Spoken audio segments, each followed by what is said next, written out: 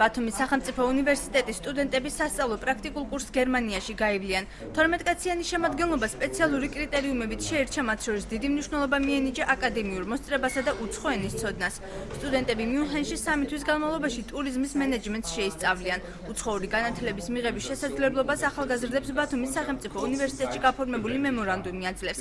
მეგობრობისა და ურთიერთის თანამშრომლობის ხელშეკრულებას ხელი დღეს შვერინის ბალტიკის კოლეჯისა და ბათუმის სახელმწიფო უნივერსიტეტის წარმომადგენლებმა მოაწერეს. მგზავრობის საფასურს სტუდენტებს აჭარის სპორტისა და ახალგაზრდობის საქმეთა დეპარტამენტი დაუფინანსებს. გერმანიაში სწავლას ისინი 15 აგვისტოდან დაიწყებენ.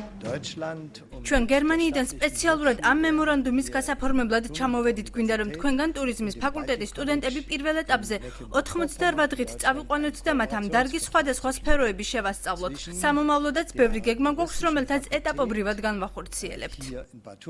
ჩვენი რეგიონი ტურისტული რეგიონია და ჩვენს რეგიონში ძალიან ხშირად შეხვდებით ტურისტებს ევროპისგან, ასე რომ ევროპული სერვისების დახვედრა ჩვენს ქალაქში და არა მხოლოდ ჩვენს ქალაქში, არამედ საერთო მთლიანობაში საქართველოში ძალიან მნიშვნელოვანია და გაზრდის ალბათ ამ ხრივ ჩვენ კუთხესა და ჩვენ რეგიონს გახდის მიმზიდვეს ჩვენი ევროპელი ტურისტებისათვის. ბედნიერი ვარ, რომ ამ პროგრამის მონაწილე ვარ.